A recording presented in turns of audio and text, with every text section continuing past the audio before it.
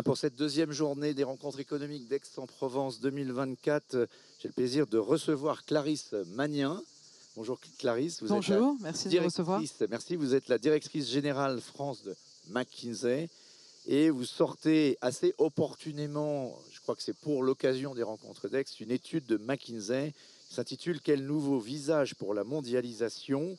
Alors le thème de cette année des rencontres économiques, c'est relier les mondes, évidemment, on voit bien la liaison, et puis quelque part aussi faire la liaison avec ce monde qui est en plein bouleversement. Alors les changements de la mondialisation, ces mutations de la mondialisation, on les voyait venir et on les sent s'accélérer. Comment vous les analysez dans ce rapport? Est-ce que vous avez l'impression que beaucoup de gens disent c'est la fin de la mondialisation, c'est probablement excessif, mais est-ce qu'on est dans un nouveau type de mondialisation, une mutation?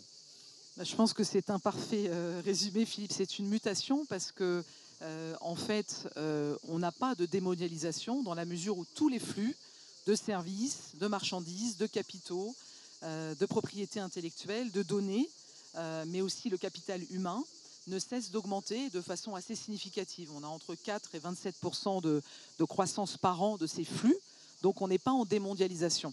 Mais le paradoxe, c'est qu'on a une montée des restrictions commerciales.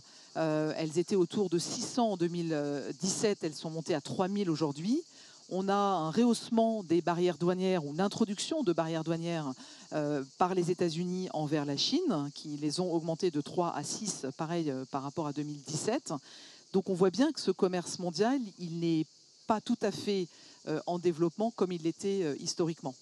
On observe, si on regarde un peu le monde et on regarde les grandes zones, parce qu'on va simplifier un peu, mais les États-Unis, la Chine qui sont en guerre économique et l'Europe qui est au milieu, si on regarde un peu ce qui se passe depuis quelques années, bon, ça a commencé même avant Trump, ça s'est prolongé avec Trump. Biden n'a rien arrêté de la politique de Trump, disant la Chine aujourd'hui est le principal adversaire économique et peut-être également au-delà géopolitique des États-Unis. Ce qu'on observe, c'est que finalement ces deux grands pays ont multiplié les subventions internes à leur industrie. Ça s'appelait Make America Great Again pour Trump et ça s'appelle pour la Chine un grand plan quinquennal dans lequel ils sont devenus la puissance dominante dans le domaine de tout ce qui est la transition écologique, que ce soit la voiture électrique et que ce soit tout ce qui accompagne la transition écologique. On peut penser au solaire par exemple. Dans ce monde-là, l'Europe a semblé assez naïve, en tout cas c'est un diagnostic qui a souvent été fait, elle ne fait que commencer à se réveiller. Est-ce que l'Europe va devoir devenir protectionniste à son tour?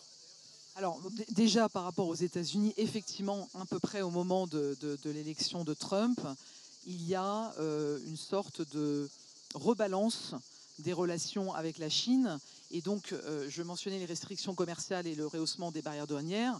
Ça se traduit par une réduction des importations chinoises aux États-Unis de 24 à 15%, c'est-à-dire 9 points. C'est énorme de réduction de ces importations chinoises. Donc de ce point de vue-là, il y a bien des mondialisations. Donc de ce point de vue-là, alors après, les États-Unis se tournent vers le Mexique, qui est proche géographiquement, et vers le Vietnam, qui est proche plutôt géopolitiquement, et rebasculent ces flux. La Chine, de son côté, n'est pas en reste, puisque perdant une partie de ses débouchés américains, se redéploie en fait à l'échelle mondiale, continue d'être le partenaire privilégié de l'Europe, mais aussi dans toute l'Amérique, dans toute l'Asie du Sud-Est. Et donc l'Europe, eh bien l'Europe, elle garde son taux d'ouverture le plus élevé. Nous sommes la région du monde effectivement la plus élevée. On est ouvert à hauteur de 40%, les Chinois 37% et les Américains 27%. Donc effectivement, on a fait le choix d'une mondialisation ou de rester une zone d'ouverture. Après, l'Europe est nette exportatrice. Donc il ne faut pas oublier que la mondialisation, l'Europe en bénéficie. Mais toute l'Europe ou certains pays d'Europe? C'est là qu'est toute la problématique qui sans doute a des conséquences politiques comme celles qu'on commence à observer depuis le 9 juin dans toute l'Europe et sans doute demain soir en France. Ce qu'on voit, c'est qu'il y a des perdants de cette mondialisation. Alors je vais aller au plus simple, on va dire que l'Allemagne veut continuer à exporter des voitures et que nous, on voudrait continuer à exporter éventuellement de l'agriculture ou des avions, mais qu'on est en même temps engagé dans des Airbus, absolument, et qu'on est engagé dans une transition écologique. Et que dans cette transition écologique, on veut aller très vite en Europe, parce qu'on a mis en place des normes, vers la voiture électrique. Alors évidemment, cette voiture électrique, c'est la déferlante chinoise que l'on craint. On vient d'avoir une hausse des droits de douane qui pourrait atteindre jusqu'à 38% en Europe. Aux États-Unis, c'est 100% sur les voitures électriques chinoises. Est-ce que ça vous donne quand même pas le sentiment, quoi qu'en dise votre rapport, qu'on est entré dans une nouvelle ère? Alors, on est rentré dans une nouvelle ère. Ça, je suis parfaitement d'accord avec vous.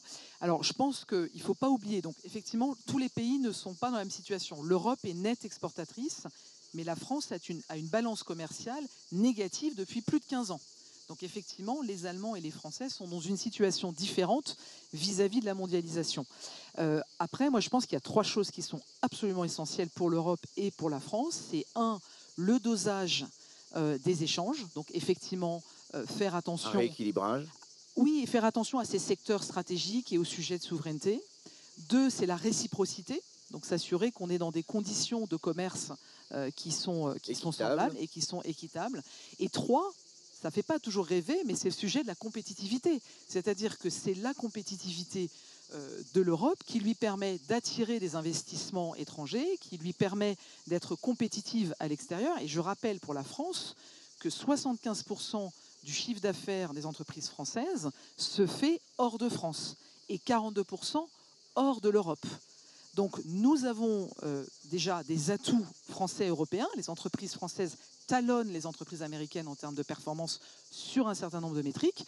Donc on a encore, je ne veux pas dire des armes, parce que sinon on reste dans un registre de guerre économique, mais on a des atouts que l'on peut faire prévaloir. Mais après, je pense que l'ère de la candeur, c'est probablement un peu éteinte. Alors il va y avoir des élections aux États-Unis dans quelques mois. Il y a eu les élections européennes qui ont adressé un message assez fort de montée des populismes.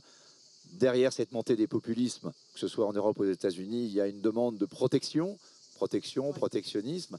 Est-ce que vous pensez qu'on rentre, je disais, on est déjà dans cette nouvelle ère, mais est-ce que les choses vont s'accélérer, s'aggraver? Est-ce que l'arrivée possible de Donald Trump à nouveau au pouvoir va conduire à une tension encore plus forte entre les États-Unis et la Chine, dont l'Europe finalement va devoir tirer les conséquences à un moment donné, parce que sinon nous allons être les dindons de la farce? Donc, ce qui est sûr, c'est qu'on ne veut pas que l'Europe soit l'homme malade, ou certains disent même l'idiot du village. Donc il faut qu'on soit effectivement très vigilant. Mais on est déjà dans une mondialisation où on commerce plus avec les amis et on commerce moins. On appelle le friendshoring. Le friendshoring. Et le nearshoring, c'est un peu... Le nearshoring est moins une réalité, paradoxalement, que le friendshoring. Donc qu'est-ce qu'on voit? Les Américains ont réduit leur commerce de 10% avec les pays non alignés, donc géopolitiquement distants. Et les autres pays, dont l'Europe, c'est entre 4 et 6%. Donc tout le monde s'est un peu replié sur faire du commerce avec des pays qui sont alignés. Donc ça, cette tendance-là, on la voit déjà.